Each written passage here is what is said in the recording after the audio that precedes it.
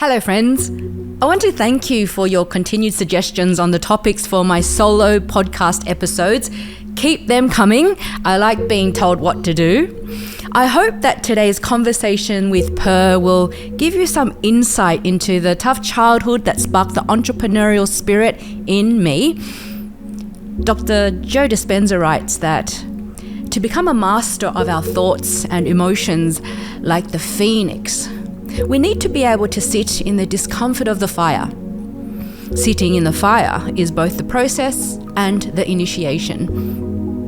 I know what it's like to start from nothing. My family and I are boat people, refugees who escaped Vietnam after the war, and when Saigon fell to communist rule in 1975, my father realized that he had no choice but to escape Vietnam. And the only way that he could do this was to build a boat and smuggle himself and his family out to sea. I was 3 years old and my brother Lewis was 2. My grandmother begged him not to leave. She couldn't understand how a parent would want to risk their children perishing out to sea. But my father is a very determined man. He stands at just 5'1", a little shorter than myself, but what he lacks in inches, he makes up for in courage and determination, and he had already made up his mind. He would rather die trying than risk imprisonment or a fate far worse, the re-education camps. It's not enough that they want to take our freedom, he would tell me. They want to take our thoughts as well. And he was also determined that if we died, we would all die together. And so in October 1977, armed with only a rudimentary map and a compass to guide him, he steered our tiny vessel out into the South China Sea. We spent our days drifting and waiting and praying. We prayed that a foreign ship might come to save us. We prayed that we might find friendly shores. We prayed that the pirates wouldn't attack and rape us. And we prayed that our supplies would not run out. But our prayers were not always answered.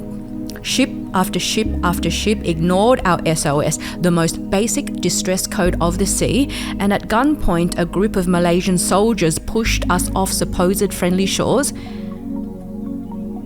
We ended up in Thailand, where we spent a horrific year within the barbed wire confines of the Din Daeng refugee camp, and it was in these walls of this camp that my mother gave birth to my brother Luke. And in 1978, Australia finally accepted us. The Fraser government housed us at Westbridge Migrant Hostel, and my father quickly found a job working on the production line at the Sunbeam factory in Campsie. Sunbeam gave him the graveyard shift from 2 p.m. and 2 a.m, and they gave him all the jobs that nobody wanted. And like many entrepreneurs, I grew up in a tough environment. My family came into this new country with nothing. We had no house, no job, no money. We didn't know the laws, the language, or the systems. Resources were scarce, and the mounting pressure weighed heavily on my father. With 2 young children, a newborn baby, and a sick wife to provide for in a new country, he had no other choice but to succeed. Determined, he took on a second job, and then a third. And at home, he was always angry. He had this anger building in him that none of us could explain. He would throw things, he would smash things, he would yell at us, and sometimes he would just stand there and scream and scream and scream. And it wasn't long until he vented his anger at my mother and then on us kids as well. We now know that he suffered terribly from post-traumatic stress disorder, PTSD, and he would often wake up sweating and screaming from his nightmares of the war. Little was known about PTSD in those years, and so neither he nor his war veteran friends knew about the kinds of tools and the support that could help them to cope with this illness. Well, he didn't know any better and soon passed on his anger to the next generation. And as you can imagine, my brothers and I grew up in an environment that was full of fear, violence and abuse, along with huge expectations. My father was determined to raise 4 high achievers. He wanted to make sure that the sacrifices he and my mother made were honoured. Determined to succeed, he quickly moved us to Bonnyrigg, close to the outer western suburb of Cabramatta in Sydney, New South Wales. And it was during this time that he was bitten by the entrepreneurial bug, and he was bitten hard. He chose Cabramatta for its strong sense of community, and he saw how many of his friends had created a life for themselves in such a short period of time. He understood that the secret to their success was an unconditional dedication, often fueled by an underlying desperation.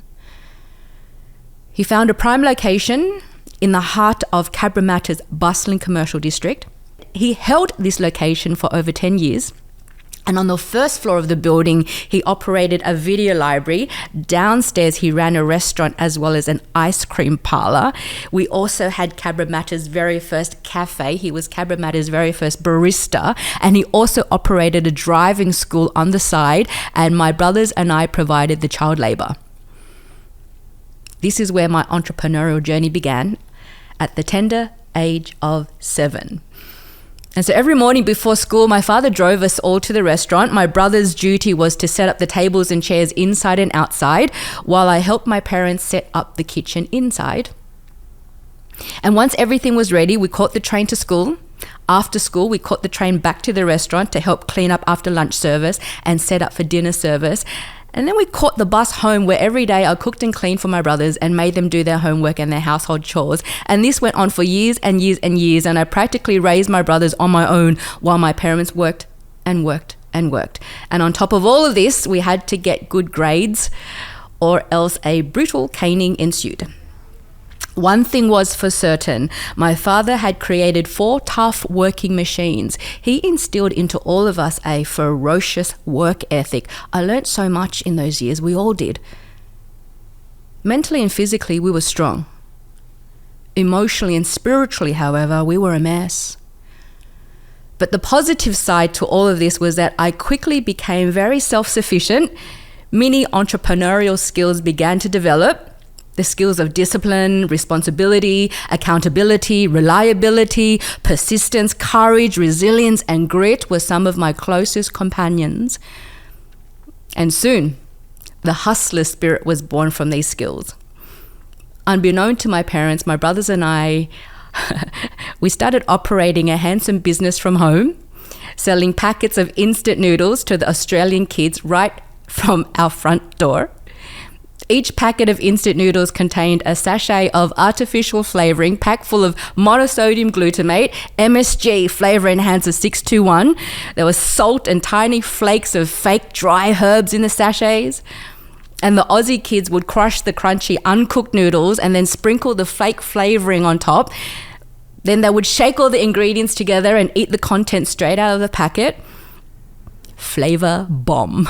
And they were addicted to MSG and demanded that we keep supplying the goods. In those days, the white kids were too scared to venture into Cabramatta, or Vietnam Matter as it was known at the time, so we acted as their go-between. Each packet of instant noodles cost us about 25 cents and we sold it on for $1. And every day our school kids from year 3 to year 6 lined up at our front door in Bonnyrigg demanding their MSG fix. The explosion of this new unfamiliar flavour excited them, and we thought the Aussie kids were crazy for wanting to pay this amount of money, but the demand was there, as was the profit margin, and so we thought, why the hell not? In the later years, my youngest brother Leroy, who is now a fashion designer, editor and writer, he'd also learned about supply and demand. He had 2 side hustles selling to his classmates in junior school. The first was selling the delicious fried peanuts that my father would make for him for his recess. And the second was selling live fleas, fleas that he would pick from our flea-infested dogs. He trapped the parasites in clear plastic containers and sold them to the curious kids at school who'd never before in their lives seen these tiny, lively creatures. The jumping vermin provided a great deal of entertainment in the schoolyard. And we all know that if our father ever found out about our little ventures, we'd be in big trouble for sure. For sure, he would beat us hard and good. Fear loomed over us as usual, but we still found a way to run our rackets. Looking back, I cannot help but feel an incredible sense of pride about this. Despite our fear, we continue to take risks. That's what entrepreneurs do, right? We continue to be daring. We continue to work hard at the shop, continue to get good grades in school, and continue to innovate with our side hustles. And I had not yet turned 10 years old. Meanwhile, the violence and abuse at home escalated during my teenage years. At school, the boys were starting to pay attention to me. As an awkward teenager with low self-esteem, it took me a long time to understand why. The anonymous love letters in my letterbox, the generous gift hampers and teddy bears left at my front door were inevitably discovered by my father. I had no choice. I had no control over these lovesick deliveries, nor did I have control over the beatings that ensued. My father liked to humiliate me by cutting my hair, cutting it off in chunks and lowering the hem of my school uniform to ankle length so that I could look as unattractive as possible to the boys. And by 17, I'd had enough. I became incredibly suicidal, severely depressed, and I knew there had to be a better way. Every night, alone in my room, I prayed to my God in the dark, "Dear God, there has to be a better way than this. This can't be my life. This can't be my life." And so I mustered all the courage a young teenage girl could muster, and I ran away from home. I spent many years hiding from my father. I'd look over my shoulder everywhere that I went, paranoid that familiar faces would follow me. You see, I wanted my fears forgotten, not faced up to. I put myself through university. I completed a Bachelor of Arts in Communications. And by the time I was 20, I was working 2 jobs just to stay alive. I struggled to stay on top of the rent, the bills, the expenses from being at university and supporting myself. But growing up in the family businesses helped me to get work quickly in some of the most prestigious restaurants in Sydney while I was at university. I scored positions working under the tutelage of famous chefs, restaurateurs and sommeliers. And looking back, the ferocious work ethic that my father had instilled into me was quickly being noticed by these respected professionals. And I was often awarded for being the hardest worker and achieving the highest sales results. And it was in the early 90s, and while working in the best restaurants in Sydney, I came to know and observe many of the wealthy elite businessmen, politicians, socialites and celebrities who didn't think twice about spending big on their corporate and personal credit cards to support their excesses and elevate their status. And this was a new world to me. I had come from frugal beginnings. My life education came quickly. It came quickly with the help of my newfound friends. Sex, drugs, decadence, debauchery became my inner circle. Exposure to this fantasy world fueled me. I was earning good money and spending it fast. I was hanging with the cool crowd who craved status, gluttony, and control. I was influenced by the influencers, and I didn't want this high life to end. But with every extreme high, ends in a brutal come down. And in my moments alone with these business icons and successful entrepreneurs, when we were naked, real and raw with each other, they would share with me their sadness, their helplessness, frustration and longing. And in these moments of honesty, incongruence and confusion set in. I had somehow wrongly made the assumption that if I acquired a fortune, I'd be home free, that all my problems would be solved, and I'd be catapulted into a rarefied existence where I'd be permanently happy. I didn't see anything like happiness in the lives of these business icons and successful entrepreneurs, however. And so all my life, I had watched my parents struggle. I watched them leave the house every morning before sunrise and return late at night, exhausted with aching bodies and deflated spirits. I'd watched them bicker and argue until their blood boiled to the point of explosion. And I watched them live cheerless lives while they reaped little financial reward. My parents had every right to be unhappy, but not these rich guys. They had no right to be unhappy. How could this be? To be wealthy and unhappy didn't make sense. This is not what success is meant to look like. And I decided then and there that I wanted to find true success and true happiness. And so I went on a hunt to find it. The incongruence and confusion triggered me into a kind of life crisis. And I was only 22, so I guess it came earlier for me than most. I have an acronym for myself. I call it FYI. Follow your irritation. And follow my irritation is exactly what I did. I left Australia and traveled the world. And in my search, I traveled across Europe and lived many years in Paris and London. I spent time in the US, Canada, the Caribbean, the Pacific Islands, Africa, Asia, and India. I studied, trained, and worked with some of the greatest spiritual teachers and entrepreneurs of our time.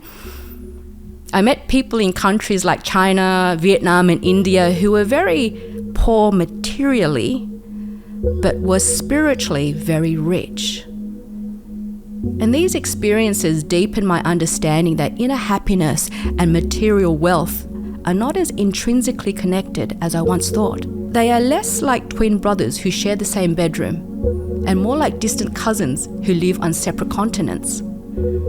I wanted to find happiness for sure, but I also wanted to be wealthy. I did not want to experience the struggles that my parents and so many of their friends endured, and my intuition told me that happiness and wealth were not actually a mutually exclusive proposition. My life experiences have proven to me that bringing them together is possible. Being deeply spiritual and happy and fulfilled and materially wealthy can go hand in hand. American writer Richard Bach put it perfectly when he said, "You teach best what you most need to learn." And over the years, I've learned that the only way that I can continue to grow is to teach. My growth and fulfillment comes from my contribution to others. And so today I am a teacher, a writer. I speak, I coach, I mentor. I believe that the life we live are the lessons that we teach. The life we live are the lessons that we teach. And as long as I continue to live, I will continue to teach. We are what we share. Zig Ziglar's words also ring true. You will get all you want in life if you help enough people get what they want in life. Over the years, I've learned that money doesn't buy you happiness. Money buys you freedom.